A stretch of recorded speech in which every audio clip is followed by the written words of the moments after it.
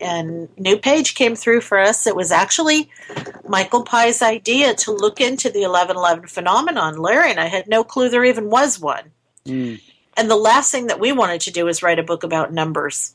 But again, it ended up being one of those things that just exploded when we started researching and we saw how many people were having time prompts, and especially 1111. And then we saw the connection to, the whole 2012 thing. Mm-hmm.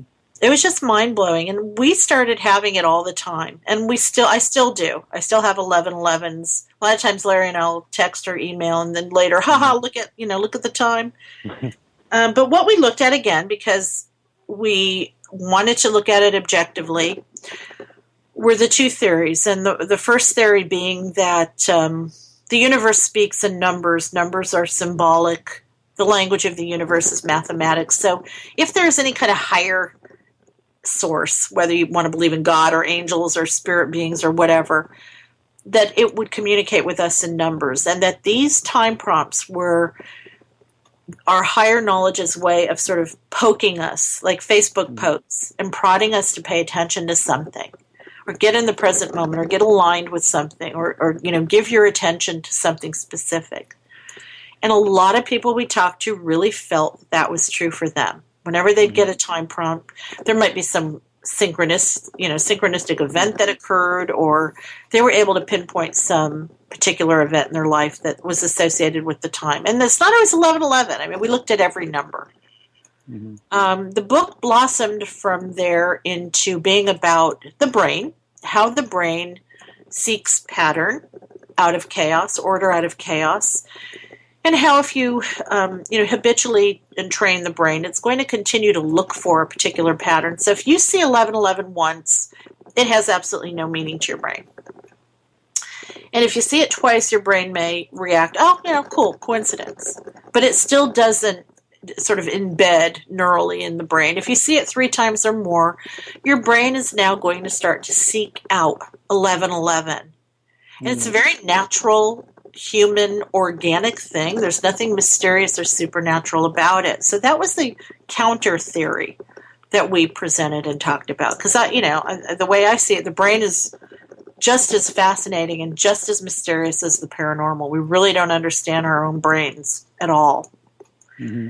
So then from there we got into just all kinds of bizarre, metaphysical, religious, and scientific, concepts about numbers, and it was fascinating. And I think we both really came to appreciate and respect numbers and how the universe really does. Everything in reality can be boiled down to a mathematical ratio. Everything can be boiled down to a series of numbers. And, we talk about things being paranormal like ghosts and aliens, but if you really get into mathematics, it's mind-blowing. It's absolutely mind-blowing. Who thought this up, Some great master mathematician somewhere out there. But that was fun, and that book sold like crazy, and it still sells, and, that really helped launch Larry and I in Pair Explorers. So that's another cool book. All right, cool. And you mentioned the whole 2012 thing earlier. And I know you wrote your own book on this, 2013, Envisioning the World After the Events of 2012. Now, what I liked about your book, I'm not just saying this because I'm interviewing you now, but, you had a lot of books where they were saying, this is what's going to happen, you've got to be prepared for this. But your book was more along the lines of looking at the phenomenon, why people believe this and believe that, and how prophecies come to be accepted. And, I think you wrote in a good way because, you weren't sort of, you didn't have like this shrill shouting voice warning people. You were just looking at the phenomenon and the people in it and everything else. I wondered, how you feel, the whole book market for 2012 kind of stands up in 2013, and are you pleased with the way you did it and so on? I remember joking with, New Page saying this book has a short shelf life. But the funny thing is that 2013, the first third of the book was, I really wanted to look at every prophecy and prediction and all of the mythology behind the 2012 Enigma and where did it come from, did it have any credence? Did it have even so much as a foundation? And, some of the religious aspects that had been added on later by Judeo-Christianity and Islam, and, really looking at how there was like so little behind this phenomenon. There really was. There was nothing to it. Well, in the second part of the book, the second third, I really felt it was important that I focused on the real challenges that we face this year and beyond. And, those were the more realistic things, whether it's, excuse me, a shift in geopolitical power, whether it's, fossil fuel and climate change and emerging and reemerging diseases and poverty and, distribution of power and wealth and medical breakthroughs, medical dangers, just all of the realistic things that I could think of that we were going to be dealing with because I knew the world wasn't going to end. And then the third part were essays from just such a wide variety of people and what they thought was going to happen. It was really interesting because, it really ran the gamut from, Jim Mars with that sort of dark doom and gloom to these people feeling like this was going to be a total ascension and transformation of consciousness. And obviously neither of those things happened on a collective level, but, I think people were changed by 2012 by the sheer power of the importance of it, suggestibility, if you will. If somebody keeps telling you over and over that something is going to happen on a particular day, there's a part of your brain that's going to accept that. So I know a lot of people that actually turned it around and made it work for them and said, look, I don't really believe there's going to be a super volcano, an asteroid impact, the plague, what have you, and that everything is going to end. But I'm going to use this as a springboard for change, whether anything happens outside of me or not. I know a lot of people that used it as a symbolic springboard, including myself. And that was kind of interesting. Okay. And can you also discuss a little bit about the book you wrote with your father, Supervolcano? Yeah. My dad, he passed away about a year and a half ago. We had really wanted to write more books, and we didn't get that opportunity. But after I had written Science, and I think I was working on 2013, it was before Larry and I started working together.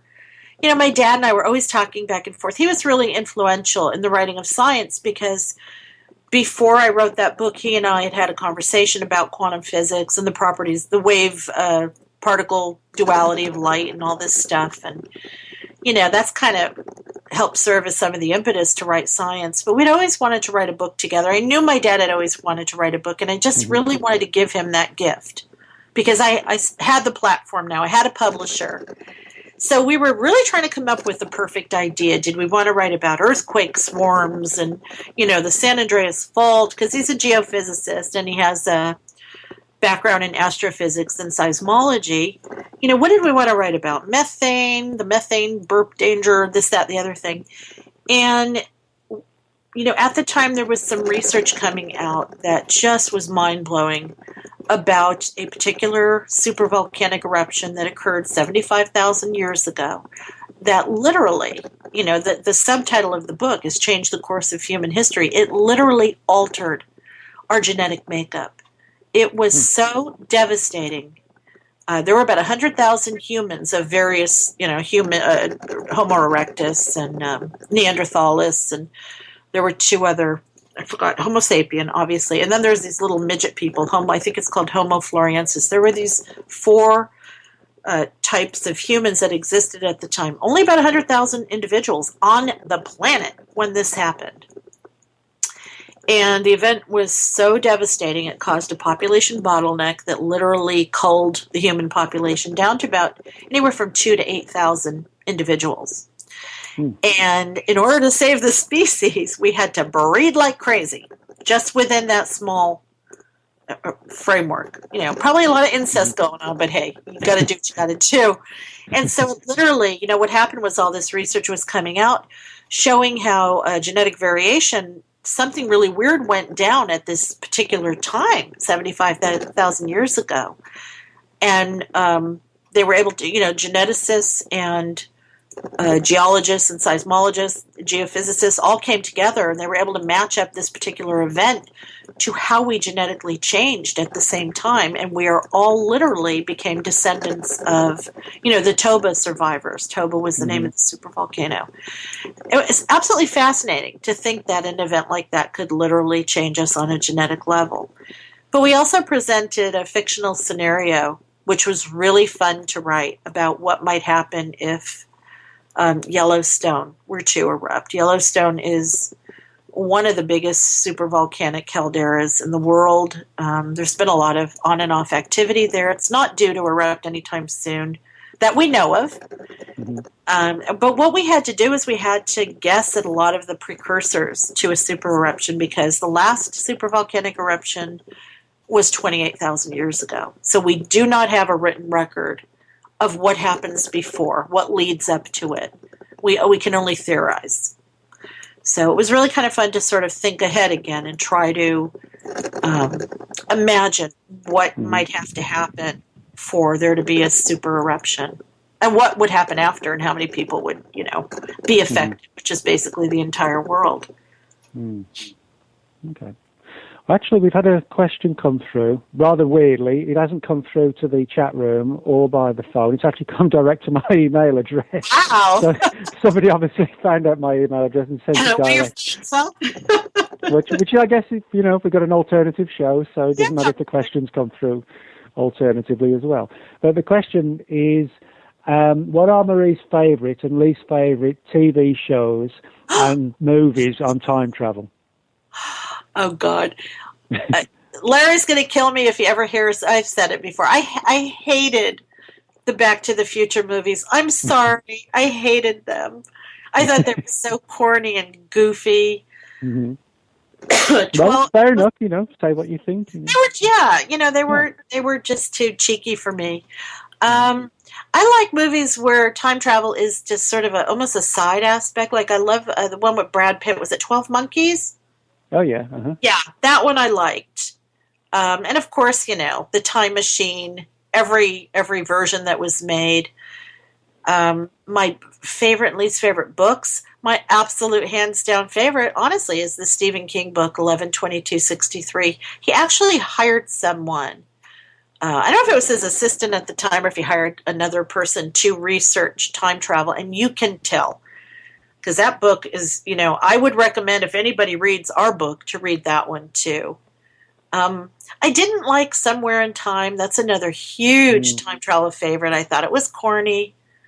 I'm a girl. I don't like romantic comedies. I don't like corny, cheeky movies. So I like the real hard stuff.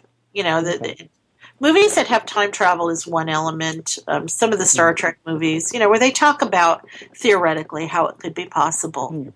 Okay. What was the one I thought it was quite good, but I forget the title now, where, granted I haven't seen it for a long time, where people from the future were stealing people's bodies just before airplane crashes and taking them out of the aircraft. Was it Millennium? Yeah, that's right. Is that what it was? Yeah, with Cheryl Ladd. Okay. Cheryl Ladd was a stewardess or flight attendant. That's the one, yeah. That's the one. I remember seeing that a long time ago. Yeah.